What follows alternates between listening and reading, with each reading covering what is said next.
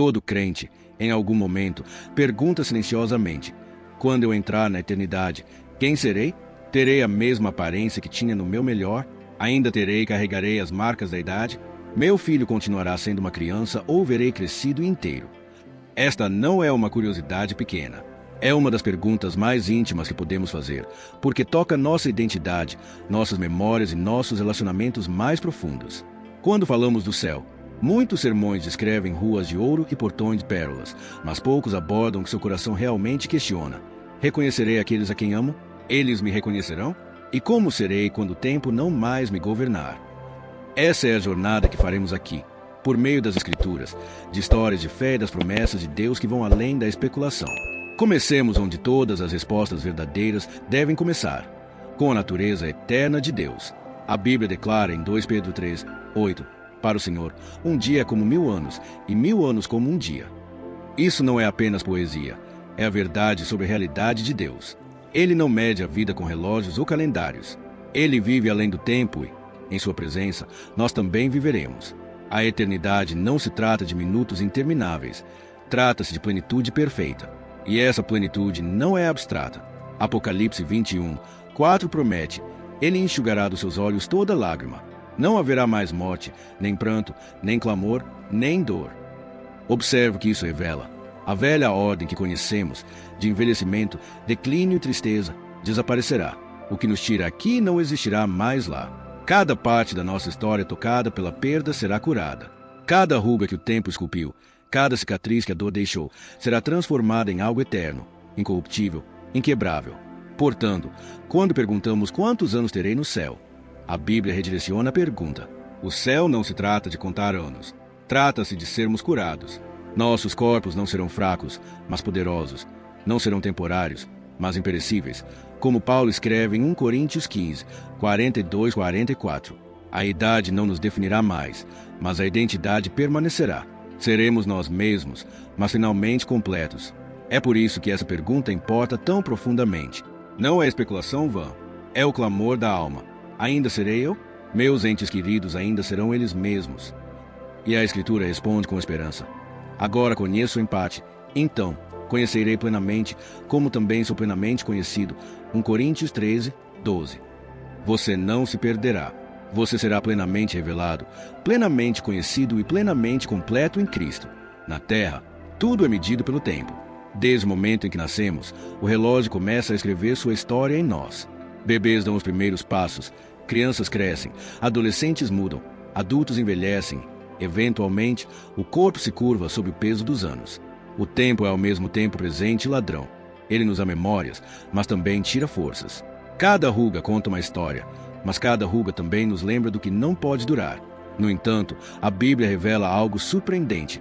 No céu, o próprio tempo não rege mais a criação. Paulo nos lembra em 2 Coríntios 4, 18 que o que se vê é temporário, mas o que não se vê é eterno. E Pedro, com palavras que nos fazem imaginar, declara: para o Senhor, um dia é como 1000 anos, e 1000 anos como um dia. 2 Pedro 3, 8. Isso não é exagero, é revelação. Significa que Deus não está preso ao tic-tac dos relógios. Ele habita em uma realidade onde os momentos não passam. E quando seus filhos adentrarem a eternidade, compartilharão dessa liberdade. Pense no que isso significa. Chega de esperar pela cura. Chega de ver as estações passarem enquanto você sofre pelo que perdeu. Chega de contar os anos desde que alguém que você ama foi tirado de você. A eternidade não é apenas duração infinita, é a vida em sua forma mais plena, onde a alegria não se esvai, onde a paz não vai embora, onde o amor não expira. Em Apocalipse 21, 4, João escreve: Ele enxugará dos seus olhos toda lágrima. Não haverá mais morte, nem pranto, nem clamor, nem dor. Observa a linguagem. A velha ordem se foi. Essa velha ordem é o mundo onde o tempo nos rouba, onde a decadência se instala, onde todo começo carrega um fim. Mas na eternidade, a velha ordem foi substituída. Ainda assim, isso levanta a questão: se o tempo não passa no céu, isso significa que nada muda? Não haverá crescimento, nem transformação, nem descoberta? Alguns cristãos imaginam o céu como um estado de perfeita quietude, um lugar onde nada de novo jamais se revela. Mas o testemunho das Escrituras sugere algo mais belo. A eternidade não apaga o crescimento, ela o redime. O anseio por se tornar não é silenciado, é satisfeito. Como uma flor que se abre em um instante, como um coração que de repente compreende plenamente, as almas dos filhos de Deus não estarão mais presas ao lento progresso. O que levou décadas na terra, cura, sabedoria, maturidade, pode ser concedido em um instante por sua presença. Paulo capta isso em 1 Coríntios 3, 12. Agora vemos apenas o reflexo, como em espelho. Então, veremos face a face. Agora conheço em parte. Então, conhecerei plenamente, como também sou plenamente conhecido. Essa é a linguagem da transformação. Aqui, na Terra, tudo leva tempo. Aprendemos em fragmentos, curamos em etapas, entendemos apenas pedaço por pedaço. Mas no céu, o véu é removido, e conhecer, curar, tornar-se, tudo está completo nele. Isso muda a maneira como pensamos sobre a idade. Na Terra, a idade é como medimos o processo de se tornar. Mas na eternidade, tornar-se não está mais acorrentado ao relógio. A alma é íntegra, o corpo é incorruptível e a mente é inundada pela luz da sabedoria de Deus. Quer você tenha partido desta vida como criança, adulto ou idoso, o tempo não o definirá mais. A única medida será a presença de Deus, e nessa presença, a plenitude é imediata e eterna. E assim, a pergunta, quantos anos terei no céu, começa a mudar à luz das Escrituras. Na eternidade, a verdadeira resposta não é sobre um número, mas sobre plenitude. Não 30 ou 70 ou 6, mas perfeitamente íntegra, perfeitamente viva, perfeitamente amada em Cristo. Uma das perguntas mais ternas que os crentes carregam em seus corações não é simplesmente sobre si mesmos, mas sobre aqueles que amam. Quando eu os vir novamente, os reconhecerei? Eles me reconhecerão. Esta não é uma curiosidade acadêmica. É a dor de uma viúva que dormiu ao lado do marido por 50 anos. É o clamor de uma mãe que enterrou um filho antes que pudesse vê-lo crescer. É o pensamento silencioso de um filho que beijou a testa do pai pela última vez em um quarto de hospital. Por trás de toda a teologia, por trás de todo o simbolismo, está a pulsação da pergunta: será que as pessoas que significaram tudo para mim na terra ainda significarão tudo na eternidade? A Bíblia não nos deixa vagando sem luz aqui. Paulo escreve em 1 Coríntios 13, 12: agora conheço em parte, então conhecerei plenamente, como também sou plenamente conhecido. Na terra, nosso conhecimento mútuo é fragmentado, parcial, muitas vezes mudado pela distância, pela incompreensão ou pelo próprio tempo. Mas no céu, o véu é levantado. O reconhecimento não será mais fraco do que é agora, será mais forte. Você não se perguntará quem é o seu ente querido. Você saberá, assim como é plenamente conhecido. Há um vislumbre disso na transfiguração de Cristo. Em Mateus 17, os discípulos veem Jesus brilhando em glória, acompanhado por Moisés e Elias. O notável é que eles os reconhecem instantaneamente. Embora esses homens tivessem morrido séculos antes, embora os discípulos nunca os tivessem conhecido em vida, embora seus rostos lhes fossem desconhecidos. Na glória, o reconhecimento não era ensinado, era revelado. Era imediato, inegável e claro. Aquele momento é uma prévia da certeza do reconhecimento no céu. Davi também nos deu essa certeza quando perdeu seu filho pequeno. Em 2 Samuel 12, 23, ele declarou: ele não voltará para mim, mas eu irei para ele. A esperança de Davi não era vaga. Ele acreditava no reencontro. Ele acreditava que, quando seus próprios dias terminassem, não entraria simplesmente em uma eternidade sem rosto. Ele veria seu filho novamente e o reconheceria. Mas e quanto à idade? E quanto às marcas do tempo? Uma esposa pode perguntar: reconhecerei meu marido sem os cabelos grisalhos que eu amava? Um filho pode se perguntar: meu pai andará sem a claudicação que sempre me fez conhecê-lo? Aqui, as Escrituras gentilmente reorganizam nosso pensamento. Paulo escreve em 1 Coríntios 15, 42, 44 que o corpo é semeado perecível, mas ressuscitado incorruptível. Semeado em fraqueza, mas ressuscitado em poder. Em outras palavras, as fragilidades que o tempo esculpiu em nós desaparecerão, mas a essência de quem somos permanece. O reconhecimento na eternidade não vem de rugas ou cicatrizes, mas da alma eterna. A parte de nós que é conhecida por Deus será revelada em glória. Isso significa que o sorriso do seu ente querido pode não ser marcado pelo tempo, mas irradiará a mesma alma que você sempre conheceu. Sua presença pode ser livre de dor, mas ainda carregará a identidade inconfundível da pessoa que você amou. Relacionamentos não serão apagados, serão purificados, transformados e aperfeiçoados. Mesmo quando Jesus ensinou em Mateus 22, 30 que no céu as pessoas nem se casam nem se dão em casamento, ele não estava dizendo que o amor desaparece. Ele estava dizendo que os papéis terrenos são superados pelo amor eterno. A intimidade entre marido e mulher não será perdida, será ampliada, não mais limitada pelo medo, ciúme ou morte, mas abraçada na plenitude eterna do amor de Deus. Então, sim, no céu, nos conheceremos, não por feições frágeis, mas pela essência eterna, não pelas marcas da idade, mas pela plenitude da redenção. Cada reencontro será real, cada vínculo será restaurado, e cada reconhecimento será imediato, completo e glorioso. Poucas perguntas tocam tão profundamente quanto esta. Não é abstrata, nem teórica. É o peso que repousa no peito de uma mãe que ora pela salvação do filho há décadas. É o medo silencioso de um marido que anseia por ver o rosto da esposa novamente na eternidade, mas sabe que ela nunca confessou a fé.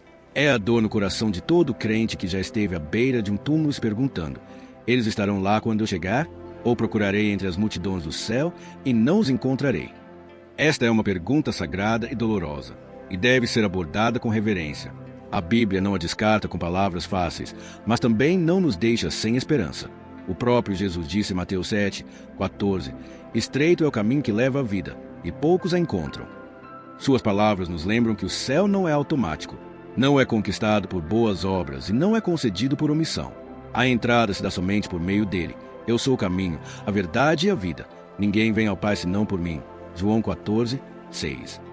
No entanto, mesmo com esta verdade, devemos nos apegar a outra.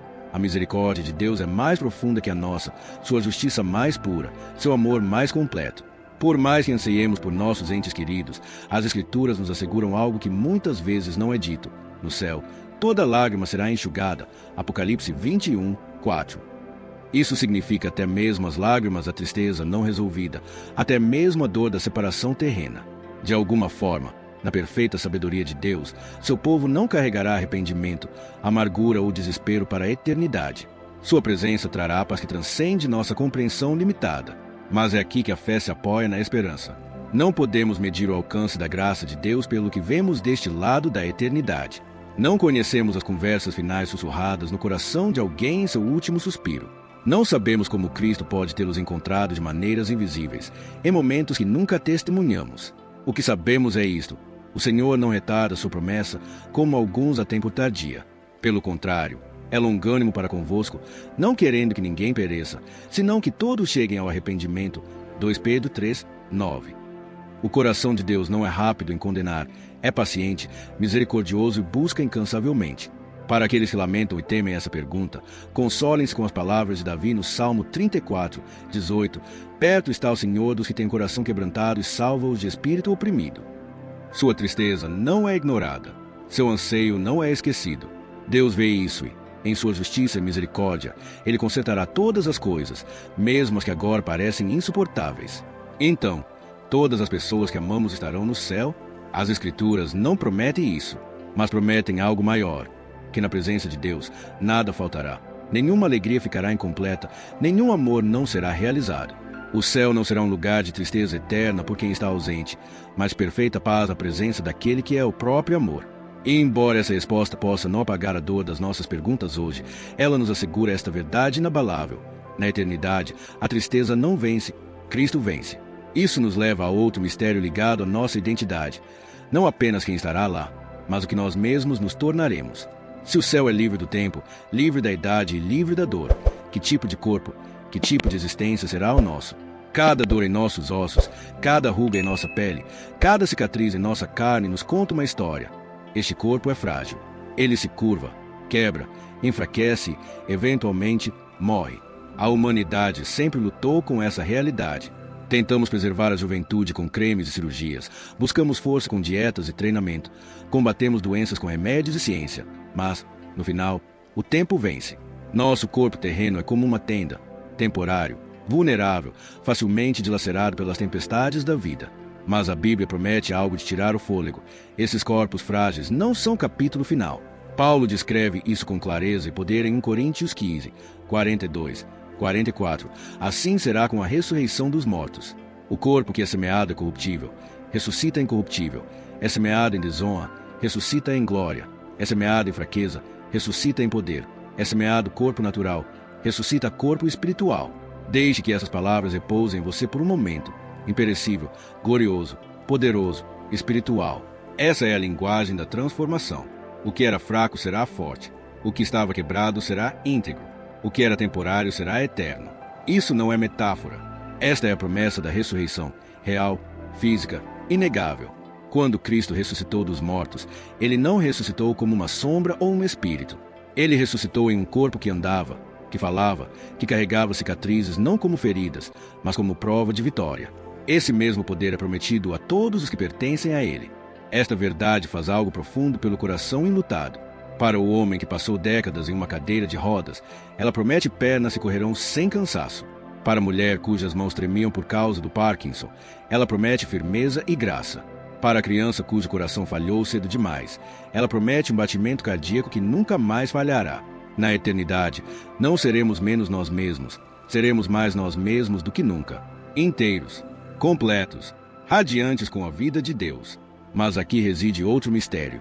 Se formos transformados tão completamente, ainda nos reconheceremos? A resposta é sim. O reconhecimento no céu não está vinculado às feições frágeis da idade ou às cicatrizes da doença. Está vinculado à essência de quem somos, restaurados e aperfeiçoados em Cristo. Assim como os discípulos conheceram Jesus após sua ressurreição, não apenas por suas feridas, mas por sua presença, sua voz, seu espírito, também nós conheceremos e seremos conhecidos. É por isso que a esperança cristã não é simplesmente a fuga da dor, mas a redenção do corpo. A morte não nos apaga. Ela não silencia nossa história. Em vez disso, pelo poder de Cristo, a morte se torna a porta de entrada para uma vida onde toda limitação é removida, toda ferida é curada e cada parte de nós brilha com a glória de Deus. E isso nos leva naturalmente a outra delicada questão. Se os corpos são restaurados e as identidades se completam, o que acontece com os mais jovens entre nós, as crianças levadas cedo demais? O que será delas na eternidade? Poucas perdas dilaceram o coração humano mais profundamente do que a perda de um filho. Parece antinatural, quase insuportável, porque algo dentro de nós sabe: as crianças nunca foram feitas para serem enterradas pelos pais. Quando um pequeno deixa este mundo cedo demais, seja por aborto espontâneo, doença, acidente ou tragédia, o silêncio que deixa para trás é ensurdecedor. Um berço nunca usado, uma carteira escolar para sempre vazia, um par de sapatos que nunca ficará pequeno. Os pais costumam sussurrar as mesmas perguntas dolorosas. Verei meu filho novamente? Ele ainda será pequeno? Eu o reconhecerei? E ele me reconhecerá. A Bíblia, embora não nos dê todos os detalhes, oferece vislumbres poderosos o suficiente para comover os corações partidos. Em Mateus 19:14, Jesus proferiu palavras que ainda ecoam através dos séculos. Deixai vir a mim as crianças e não as impeçais, porque o reino dos céus pertence aos que são semelhantes a elas. Observa atentamente. Ele não diz o reino pertencerá a elas um dia. Ele diz que já pertence a elas.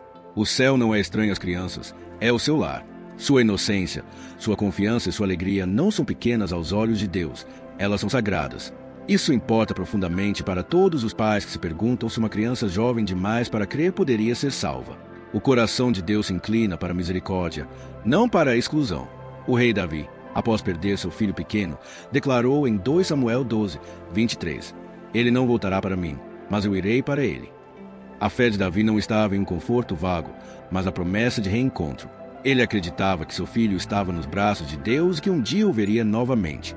Mas que forma as crianças assumem na eternidade? É aqui que o mistério nos humilha. Alguns imaginam que um bebê permanecerá um bebê para sempre. Outros acreditam que uma criança crescerá até a plenitude, não pela medida dos anos, mas pela perfeição da presença de Deus. Talvez a resposta mais fiel seja esta. No céu, as crianças não estão congeladas no tempo. Elas estão realizadas. Elas se tornam tudo o que deveriam ser, sem nunca perder a essência de quem são. Seu riso, sua singularidade, sua luz, tudo isso não desaparece. Brilha mais forte do que nunca, intocado pela doença, intocado pela tristeza. Uma mãe compartilhou um sonho após a morte de seu filho pequeno. Em sua visão, ela viu um menino radiante correndo em sua direção, mais velho, mais alto, mas inconfundivelmente seu filho. Seu rosto era desconhecido, mas seus olhos diziam a verdade: sou eu. Aquele sonho pode não ter sido teologia, mas era esperança. E, às vezes, a esperança é o vislumbre mais claro do céu que nos é dado deste lado. O próprio Jesus conectou o céu com a essência infantil. Em Mateus 18:3, ele declarou: se não vos converterdes e não vos tornardes como crianças, de modo algum entrareis no reino dos céus. Por que ele diria isso? Porque a fé infantil, confiança, admiração, dependência e amor não é algo que as crianças superam. É a própria postura dos redimidos na eternidade. Dessa forma, as crianças não perdem sua identidade no céu. Em vez disso, nos tornamos mais semelhantes a elas. Sua inocência se torna nosso modelo, sua alegria, nossa herança. Para cada pai ou mãe em luto, a promessa de Apocalipse 21:4 se torna ainda mais pessoal. Ele enxugará dos seus olhos toda lágrima. Não haverá mais morte, nem pranto, nem choro, nem dor. Isso inclui as lágrimas dos pais e as lágrimas dos filhos. Os braços que antes pareciam vazios um dia se abraçarão novamente. E quando esse momento chegar, o reconhecimento não será incerto. Será instantâneo. Uma mãe reconhecerá seu filho. Um pai reconhecerá seu filho ou filha. Não por causa da idade, mas por causa do amor redimido e tornado eterno. E, no entanto, essa verdade nos leva a uma questão mais ampla. Se o reconhecimento é real e a eternidade restaura todos os laços rompidos, o que isso significa para todos os relacionamentos? Conheceremos verdadeiramente nossos entes queridos no céu da mesma forma que os conhecemos na terra. Quando falamos do céu, muitas vezes são as ruas douradas, os rios cristalinos e cidade radiante que capturam nossa imaginação. Mas, para muitos corações, essas imagens, embora belas, não são a primeira esperança. O que as pessoas mais anseiam não é a paisagem, mas o reencontro. A pergunta silenciosa sussurrada em meio às lágrimas não é: andarei por ruas de ouro? Mas sim: será que os verei novamente? E se os vir, eles ainda me reconhecerão? Esse anseio vai além da doutrina. Está entrelaçado em nossa própria humanidade. O amor nos une de maneiras que o tempo não pode apagar. Cônjuges compartilharam uma vida inteira de risos e perdas. Pais que deram um beijo de boa noite em seus filhos apenas para um dia ficarem ao lado de um túmulo. Amigos que permaneceram unidos na fé até a morte dar o último suspiro. Esses laços são sagrados demais, santos demais, para serem descartados como roupas velhas às portas da eternidade. E as Escrituras confirmam que a alma já suspeita. O reconhecimento não se perde no céu, ele se aperfeiçoa. Paulo nos dá a promessa mais clara em 1 Coríntios 3:12. Agora conheço em parte, então conhecerei plenamente, como também sou plenamente conhecido. Na terra, nosso conhecimento mútuo é parcial. Nós nos desentendemos, nos distanciamos. O tempo e a doença podem até roubar a memória de nós. Mas no céu, não há esquecimento, não há confusão. Há apenas reconhecimento pleno, imediato e inegável. Imagine olhar para o rosto de alguém que você ama, não através do véu dos anos ou da dor, mas através da clareza da glória, e conhecê-lo completamente. A transfiguração de Cristo nos oferece um vislumbre dessa realidade. Em Mateus 17, os discípulos viram Jesus falando com Moisés e Elias. Esses eram homens que haviam vivido séculos antes, homens que os discípulos nunca haviam conhecido, nunca visto. Cada promessa que exploramos, a ressurreição do corpo, a reunião eterna, o enxugar das lágrimas, a cura das feridas, nos aponta para uma única realidade. O céu não é uma ideia abstrata, nem um mito distante. É um lugar, um destino, uma promessa entrelaçada no próprio coração de Deus. Mas talvez a pergunta mais importante seja esta: para quem é o céu? Como podemos ter certeza de que essa esperança nos pertence? A Bíblia responde com clareza, mas também com reverência. O céu não é conquistado por boas ações, caridade ou esforço religioso. Se esse fosse o padrão, ninguém se qualificaria. Paulo escreve em Romanos 3:23, pois todos pecaram e carecem da glória de Deus. Essa verdade nos humilha, desfazendo as ilusões de que podemos subir ao céu por nossas próprias forças. Mas a história não termina em desespero. Ela se abre em graça. O próprio Jesus declarou em João 14:6, eu sou o caminho, a verdade e a vida. Ninguém vem ao Pai senão por mim. O céu não é acessado por meio de uma fórmula, mas por meio de uma pessoa. Não é um prêmio para os perfeitos. É um presente dado àqueles que se apegam a Cristo, que confiam nele como Salvador e Senhor. Os portões da eternidade se abrem não para os orgulhosos, mas para os humildes que depositaram sua esperança nele. A beleza dessa verdade é que o céu é exclusivo e inclusivo. Exclusivo, porque há apenas um caminho, por meio de Cristo. Inclusivo, porque esse caminho está aberto a todos, ricos e pobres, jovens e velhos, fortes e fracos, aqueles com uma vida inteira de fé e aqueles que chegam ao último suspiro. O ladrão na cruz ao lado de Jesus não teve chance de se redimir, de realizar rituais ou de provar seu valor. No entanto, com um único grito: Senhor, lembra-te de mim quando entrares no teu reino, foi-lhe prometido paraíso. Lucas 23:42-43. Esse é o cerne do Evangelho. E aqui está o convite. O céu é real, prometido e preparado, mas também é oferecido. A casa do Pai tem muitos cômodos, mas precisamos escolher entrar. Cristo foi à frente para preparar um lugar, mas ele também bate à porta dos nossos corações. Recebê-lo não é entrar na religião, é entrar em um relacionamento. É confiar que seu sacrifício na cruz é suficiente, que sua ressurreição é vitória não apenas para ele, mas para nós. É aqui que a eternidade se encontra hoje. Para alguns, o céu parece distante, um pensamento para funerais ou momentos tranquilos de luto. Mas as Escrituras insistem que é urgente. Nenhum de nós sabe quando chegará o nosso último batimento cardíaco. A eternidade não é uma questão para algum dia. É a realidade que começa no momento em que o tempo termina. É por isso que a Bíblia exorta: hoje, se ouvirdes a sua voz, não endureçais os vossos corações. Hebreus 3:15. E, portanto, o convite não é meu, é dele. O mesmo Jesus que certa vez disse: vinde a mim, todos os que estáis cansados e sobrecarregados, e eu vos aliviarei. Mateus 11:28. Ainda fala essas palavras agora. O céu é a realização desse descanso. Não é para os dignos, é para os dispostos. Não para os perfeitos, mas para os perdoados. E à medida que essa verdade se estabelece em nossos corações, a pergunta se torna profundamente pessoal. Você a receberá? Você viverá com a eternidade em vista? Você se apossará da promessa já preparada? O céu não é apenas um horizonte distante, é a realidade que dá sentido a cada passo que damos hoje. Viver com a eternidade em vista é enxergar além do ruído do presente, além das decepções e vitórias fugazes deste mundo. É caminhar sabendo que cada ato de amor, cada momento de fé, cada lágrima derramada em oração está reunido na história que Deus está escrevendo. Uma história que não termina com a morte, mas continua para sempre. A visão do céu muda a maneira como encaramos nossos dias. Ela nos estabiliza quando a dor parece insuportável, lembrando-nos que cada adeus é apenas temporário. Ela nos fortalece quando lutamos contra a fraqueza, sussurrando que este corpo frágil não é nossa forma final. Ela nos inspira quando o mundo parece escuro, apontando para o lugar onde a luz nunca se apaga e a noite nunca cai. Viver na luz da eternidade é levar paz mesmo nas tempestades, esperança mesmo na dor e alegria mesmo nas provações.